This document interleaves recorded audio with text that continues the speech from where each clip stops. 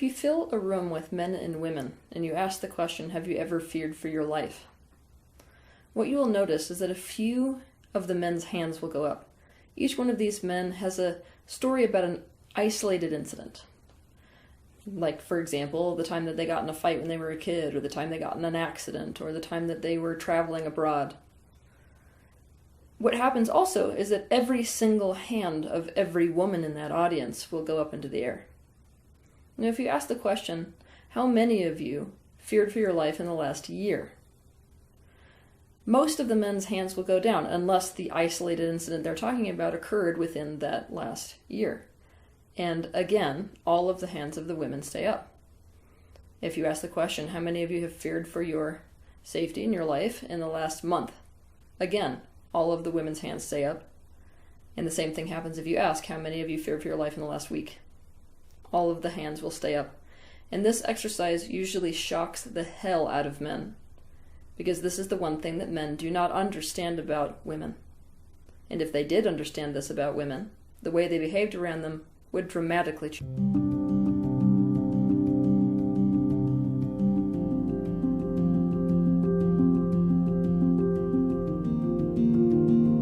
Fear is something that absolutely everyone experiences. However, the experience of fear, or I should say, fear, plays a role differently in the lives of men and women.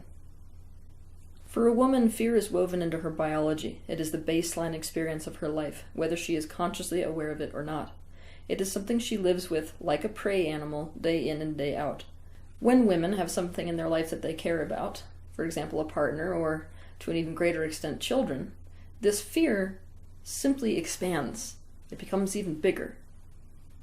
The experience of simply crossing a parking lot is a completely different physiological experience for a female than a male.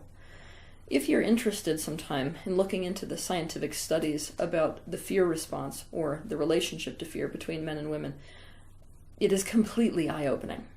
For example, high-stress situations tend to make a man feel less afraid. The reason for this is because men don't perceive themselves to be innately powerless, especially in the world. And so as a result, when they get into these types of situations, they tend to default into anger and into empowered action. A woman, on the other hand, in a high-stress situation, will fall completely into fear. Why? Because most women perceive themselves to be powerless, actually, within the world. And so, as a result, they slip further and further and further into terror, and further and further and further into feeling like they can't do anything about it. Besides basic biology, and thousands upon thousands of years of us being wired this way for the sake of survival, you just gotta face it. The world is not a safe place for women. Just look at the statistics. And the reality is, most men simply cannot relate to this perception of being constantly unsafe, physically and emotionally. Because they cannot relate to this and do not even know this is the perceptual experience for women, they do not understand how to behave around women, and by not seeing this, make tons of mistakes.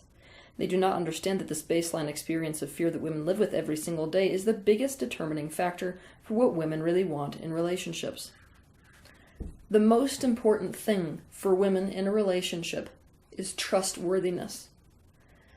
A capacity to trust somebody is a woman's definition, subconscious or conscious, of safety. Basically, trustworthiness is a woman's insurance policy against this fear that she's constantly feeling. And this is actually the single biggest motivator for women to even enter into relationships to begin with. It is that feeling of safety. A woman wants to be protected by a man, but she has to be protected first and foremost from him. To trust someone is to be able to rely upon them to capitalize on your best interests. That is the simplest definition of trust. So if somebody's trustworthy, it means they are the kind of person who you can rely upon to capitalize on your best interests. But here's the most important thing to realize about that. To be able to capitalize on someone's best interest, you have to have a very firm grip on what those best interests actually are. For this reason, the only way to develop trustworthiness is to develop attunement. Attunement is being or bringing into harmony. a feeling of being at one with something. The best way to imagine attunement is to imagine sitting in your car and reaching out for the radio dial. If you want to hear the music being played at a specific frequency, like 98.2 FM, you need to tune your radio dial to 98.2 FM, and then you will hear the music. Your own radio dial needs to be brought into harmony with or become one with the radio channel that you want to receive in order to perceive that radio channel. It's no different with other things, including people. In order to be able to perceive other people, which is to attune to them, you have to be able to see into them, feel into them, hear them, and come to completely understand them. Basically, you need to attune to them. You need to tune into them as if you are them, so as to be able to imagine or feel the other person's emotional experience and to understand what they are feeling. This is what allows you to know what to say to someone and do in any given situation with that person. Unless you are attuned to a woman, you will have no idea what is actually in her best interests. You may think you do. This is a game a lot of men play. Oh, I know what's best for her. But you actually don't. This process of attuning, which develops emotional connection, so as to establish yourself as trustworthy, so as to signal to a woman that she's safe, is the single most important thing that you will ever learn how to do in a relationship. So, I will repeat, the single most important thing that men need to understand if they want to have a relationship with a woman is that they have to learn attunement, and they have to learn how to develop trust so that a woman sees him as trustworthy. A man who is capable of doing that literally has the key to any woman's heart. For this reason, I suggest that you watch 2 of my videos. The first is Trust, what is trust and how to build trust in relationships, and the second is Attunement, the key to a good relationship. If a man was attuned enough to perceive this difference between the male perceptual experience of life and the female perceptual experience of life, in that he was able to attune enough to understand this baseline experience of fear that all women live with, he would obviously behave differently around him. His priority would shift. His priority would shift dramatically towards making her feel safe in any given situation, and especially making her feel safe with him. Now here's what men do not having this same perceptual experience of fear that women have. Often they minimize women's emotions, dismiss them, distract her from them, invalidate them, and worse, make a woman feel that she is crazy or that something's wrong with her because she feels this way. In other words, men behave as if women shouldn't feel that way because they don't feel that way. By behaving this way, you signal to a woman that you are unsafe. You increase her fear by signaling to her that you do not see, hear, feel, and understand her, that you will not be there for her, that you do not value her well-being, that you will not take care of her or protect her, and that you can be relied upon to make her feel worse about herself. This dynamic of men not making women's need for safety the single biggest priority in their relationships has vast implication, because perhaps the single biggest complaint that men have when they enter into couples therapy is, I don't get enough sex. Now here's the thing. Women and men are a little bit reversed here. A woman, in order to actually get aroused, has to feel safe. Now, it's tempting to think that if a man's top complaint in relationship therapy is I don't get enough sex, that he's just a complete asshole that only cares about sex, but this isn't actually the full truth.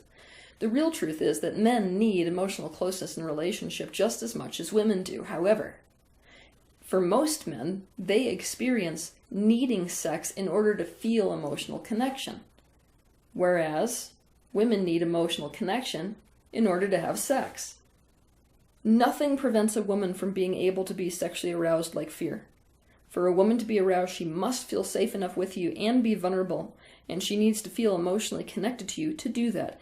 Attuning to her so as to act in a way that tells her that you are trustworthy is what accomplishes that emotional connection. Now, some of you may be balking at this. Well, wait a minute, some women really like that fear. No, actually. See, women can bulldoze themselves is what they can do. Women can act as if they're aroused. Women can fake orgasms, but they can't actually get aroused unless they feel safe. It is biologically impossible. Now, you think you have me beat, right? Because there are some people who are turned on by bondage and sadomasochistic practices, right? No, actually. BDSM relationships are perhaps the most interesting to study when it comes to this difference between the perceptual reality of fear that women experience in men. Now, a BDSM relationship, if it's a more in alignment version of that relationship, actually has to establish an even greater level of safety and security in that relationship. It has to be so much of a security in that type of a relationship that a woman feels safe enough to be tied up by her partner and blindfolded and things of this sort.